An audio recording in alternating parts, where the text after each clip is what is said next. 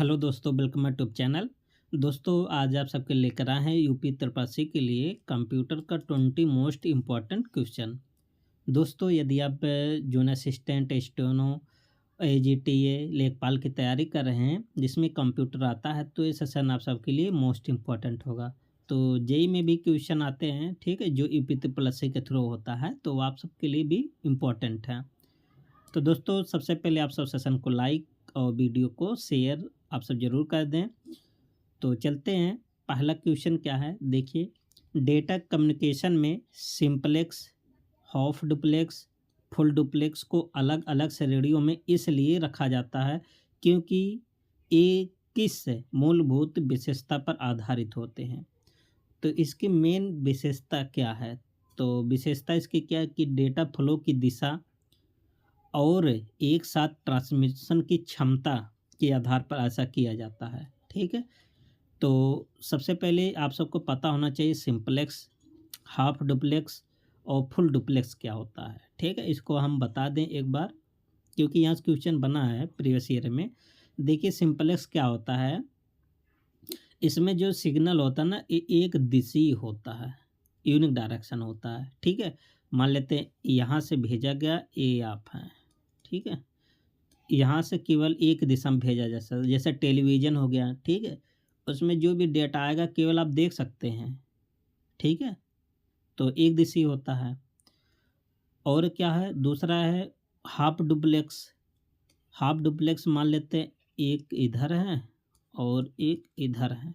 तो यहाँ से एक बार में एक दिशा में भेज सकते हैं और दूसरी बार मतलब इसमें दोनों तरफ जा सकता है, लेकिन एक बार में केवल एक ही दिशा में।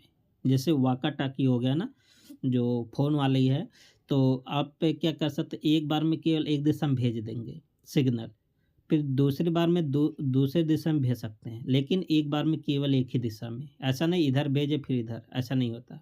हाफ डुप्लेक्स में एक बार में केवल एक ही दिशा में। हाँ, दोनों दिशा में इसमें होता है, लेकिन एक बार में केवल एक ही दिशा में, ठीक है। और फुल डुप्लेक्स क्या होता है, इसमें एक साथ दोनों दिशा में आप सिग्नल को भेज सकते हैं, ठीक है। ये आपका होता है फुल डुप्लेक्स। तो आशा करते हैं आप सबको समझ में आ गया होगा।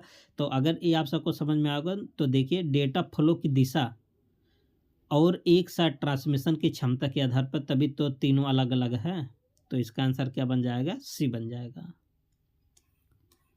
आगे क्या है देखिए, डुप्लेक्स मोड यह तय करता है कि डेटा एक दिशा में जाएगा या दोनों दिशाओं में, क्योंकि सॉरी और क्या दोनों दिशाओं में एक साथ संभव है या नहीं, ठीक है। आगे क्या है अगला क्वेश्चन देखिए, क्वेश्चन नंबर 2 कह रहा है कि निम्न में से कौन सा एग्जाम्पल सिंपलेक्स कम्युनिकेशन को सही ढंग से दर्शाता है। सिंपलेक्स डुप्लेक्स में आपको बताते हैं ना, ये यूनिक डायरेक्शन होता है, केवल एक दिशा में आएगा, जैसे टेलीविजन हो गया, ठीक है। जैसे टेलीविजन ब्रॉडकास्टिंग ये सिंपलेक्स का, और वाका टाकी कौन सा है, हाफ डुप्लेक्स का। मोबाइल सेल क्या है, फुल डुप्लेक्स का, क्योंकि आप एक ही बार में दोनों तरफ वार्तालाप सिग्नल भेज सकते हैं, ठीक है। तो इसका आंसर क्या होगा? अच्छा, वीडियो कॉन्फ्रेंसिंग ये भी आपका होगा फुल डुप्लेक्स का, ठीक है। तो इसका आंसर क्या बन जाएगा? सी ऑप्शन बन जाएगा। आगे क्या है देखिए, टेलीविजन ब्रॉडकास्टिंग में डेटा केवल एक ही दिशा में, जैसे स्टेशन से व्यूअर की तरफ भेजा जाता है और इसमें वापसी संभव नहीं होता है। क्वेश्चन नंबर 3 देखिए, कह रहा है कि हाफ डुप्लेक्स कम्युनिकेशन में एक समय पर दोनों ओर डेटा क्यों नहीं भेजा जा सकता। अच्छा, हाफ डुप्लेक्स में बताए थे आपको, देखिए फिर एक बार बता दे रहे हैं। हाफ डुप्लेक्स में दोनों दिशा इधर आप भेज सकते हैं, फिर इधर से इधर भी भेज सकते हैं, एक साथ नहीं भेज सकते, ध्यान दीजिएगा। भेज सकते हैं लेकिन एक साथ नहीं, ठीक। एक सिग्नल के बाद दूसरा सिग्नल आप भेज सकते हैं। क्यों ऐसा नहीं? क्योंकि चैनल को इसमें साझा करना पड़ता, इसीलिए ऐसा नहीं होता। सी ऑप्शन यहाँ पर सही होगा, ठीक है। देखिए, हाफ डुप्लेक्स में एक ही चैनल दोनों ओर से प्रयोग होता है, इसलिए एक समय में केवल एक दिशा में कम्युनिकेशन संभव होता है। अगला क्वेश्चन, क्वेश्चन नंबर 4 कह रहा कि फुल डुप्लेक्स कम्युनिकेशन को सबसे अधिक एफिशिएंट क्यों माना जाता है। आपको बताया था इसमें एक साथ दोनों तरफ सिग्नल भेजा जा सकता है, क्योंकि इसमें दोनों ओर एक साथ डेटा ट्रांसफ़र संभव होता है, इसलिए सबसे अच्छा माना जाता है। ठीक है, तो आशा करते हैं अब अगर आप सबसे डुप्लेक्स के क्वेश्चन आएगा तो आप सबका सब सही होगा, क्योंकि प्रीवियस ईयर में पूछा गया है, पूछ सकता है लेखपाल में, ठीक है, या अन्य कोई एग्जाम में। देखिए इसका एक्सप्लेन देख लेते हैं कि फुल डुप्लेक्स में सेंड और रिसीव एक साथ होता है, जिससे डिले नहीं होता और कम्युनिकेशन तेज हो जाता है। जैसे मोबाइल फ़ोन, सेल फोन है ना, ये सब फुल डुप्लेक्स पर आधारित है। आगे देखिए आईओटी पर क्वेश्चन है, कह रहा कि आईओटी डिवाइस को स्मार्ट डिवाइस क्यों कहा जाता है। देखिए जो भी स्मार्ट चीज़ें जैसे स्मार्ट वॉच हो गया, आपका घड़ी, स्मार्ट हाउस हो गया, घर, जैसे ऑटोमेटिक बल्ब का जलना बंद होना, ठीक है, और दरवाज़ा का खुलना बंद होना, ये सब किसके माध्यम से सरल हुआ है, आईओटी के माध्यम से। स्मार्ट डिवाइस क्यों कहा जाता है, क्योंकि यह इंटरनेट से जुड़कर डेटा कलेक्ट, एनालाइज और शेयर कर सकता है। ठीक है, आंसर क्या बन जाएगा, बी, इंटरनेट से जुड़े होते हैं सब और ऑटोमेटिक भी होते हैं। देखिए आईओटी डिवाइस सेंसर इंटरनेट की मदद से रियल टाइम डेटा का आदान प्रदान करते हैं। क्वेश्चन नंबर 6, आईओटी कम्युनिकेशन में एमक्यूटीटी प्रोटोकॉल को एचटीटीपी की तुलना में अधिक उपयुक्त क्यों माना जाता है। देखिए एमक्यूटीटी जो प्रोटोकॉल है सब आईओटी में यूज होते हैं, और एचटीटीपी प्रोटोकॉल डब्ल्यूडब्ल्यू में यूज होता है। ठीक है, हाइपर टेक्स्ट ट्रांसफर प्रोटोकॉल।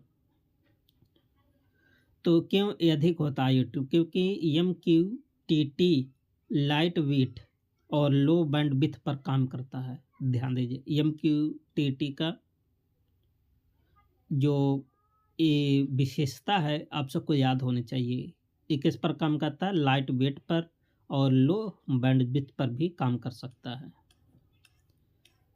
आगे क्या है देखिए आईओटी, अच्छा आईओटी का पूरा नाम सबको याद ही होगा, इंटरनेट ऑफ थिंग्स। ठीक है, पूछा गया पेपर में, हरियाणा वाले पेपर में, शायद पुलिस का था कुछ का था, पूछा गया था।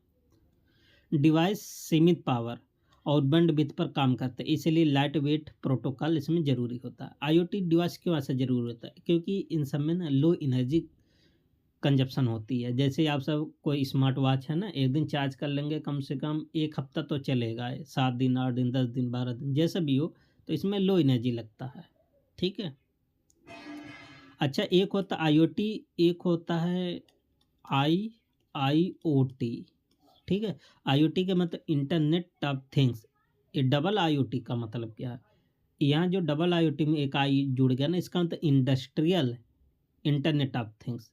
इस ये जो डबल आईओटी यूज होता है ना, जो बड़े बड़े कंपनी होते हैं वहाँ सब यूज होता है। जैसे बड़े बड़े मशीनों को ऑटोमेटिक सेट कर दिया जाता है ना, ऑटोमेटिक मशीनें आप सब सुनेंगे अपने आप काम करती, खाली उसको कमांड देना, एक बार कमांड दे दीजिए, बाकी वो अपने आप काम करती रहती हैं।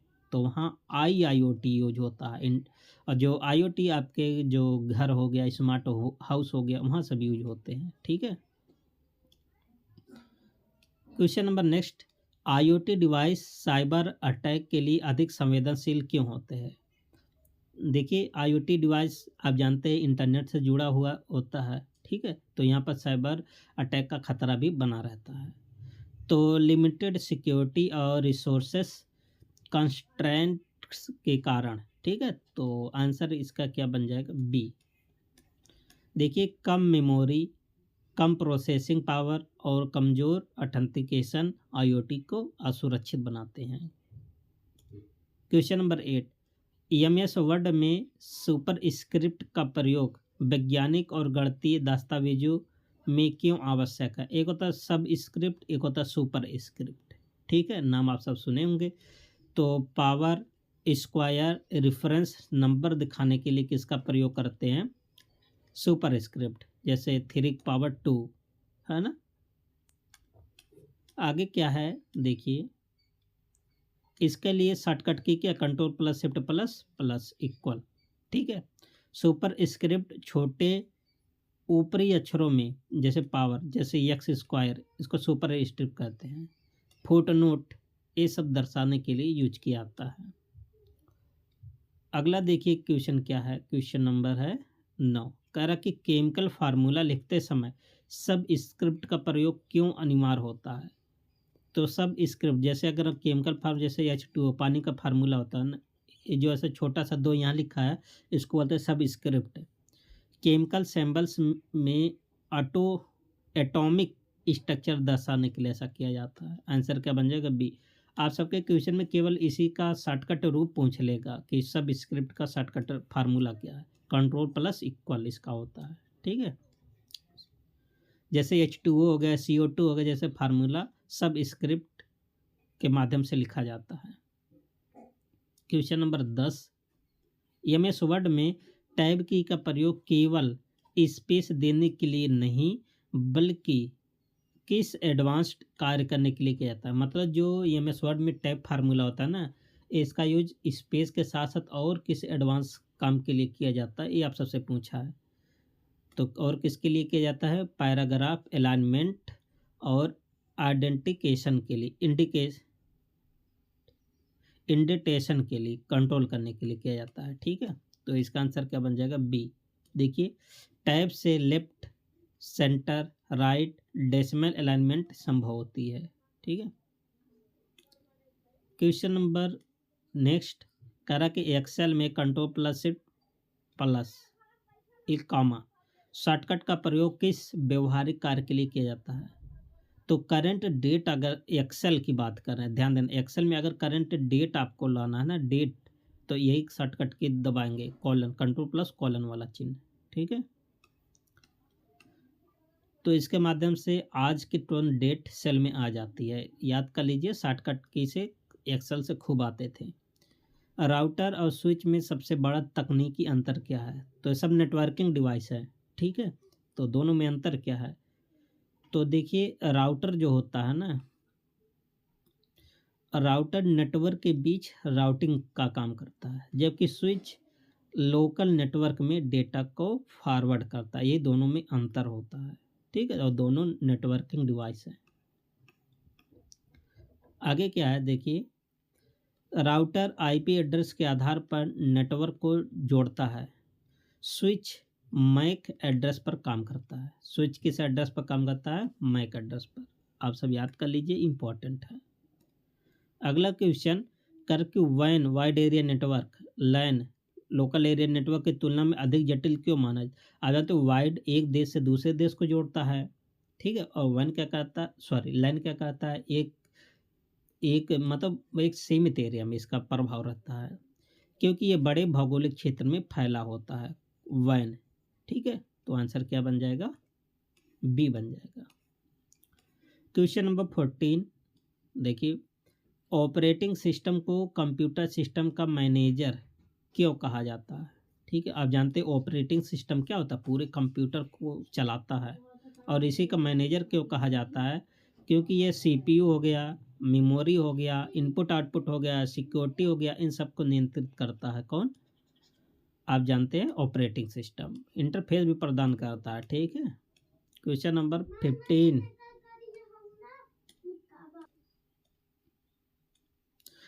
तो आगे क्या है देखिए, आर्टिफिशियल इंटेलिजेंस को पारस्परिक प्रोग्राम से अलग क्यों माना जाता है। आप जानते हैं एआई जो होता है ना, ये डेटा से सीख कर निर्णय लेने की क्षमता रखता है, इसीलिए तो पारस्परिक प्रोग्राम से अलग होता है। देखिए एआई सिस्टम एक्सपीरियंस से सीखते हैं और अपने निर्णय को सुधारते हैं। क्वेश्चन नंबर 16, मशीन लर्निंग को एआई का उप क्षेत्र क्यों कहा जाता है। तो एक क्वेश्चन देखिए डायरेक्ट पूछा है, मशीन लर्निंग एआई का उप क्षेत्र क्यों कहा जाता है, क्योंकि मशीन लर्निंग एल्गोरिथम के माध्यम से लर्निंग संभव करता है, इसीलिए माना जाता है। क्वेश्चन नंबर 17, डीप लर्निंग पारंपरिक मशीन लर्निंग से अलग क्यों है, क्योंकि ये मल्टी लेयर न्यूरल नेटवर्क का प्रयोग करता है, ये आप सबको बताए हैं, ठीक है। तो डीप लर्निंग के बारे में आगे क्या है देखिए, डीप लर्निंग कई हिडन लेयर से कॉम्प्लेक्स पैटर्न को पहचानता है। क्वेश्चन नंबर 18,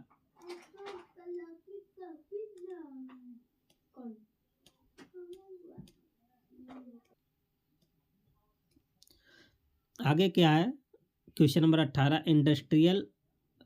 देखिए अच्छा, इसी का जिक्र किए थे ना, डबल आईओटी का।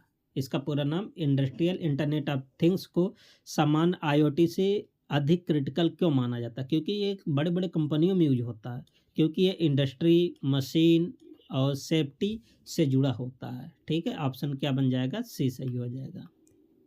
देखिए डबल आईओटी फेलर से प्रोडक्शन और सेफ्टी पर गंभीर प्रभाव पड़ सकता है। क्वेश्चन नंबर 19 फिशिंग अटैक का मुख्य उद्देश्य क्या है? क्योंकि इसमें फेक के वेबसाइट हो गया, मैसेज हो गया, ईमेल हो गया, इन सब के माध्यम से सेंसिटिव इन्फॉर्मेशन को चुराया जाता है, इसे बोलते हैं फिशिंग।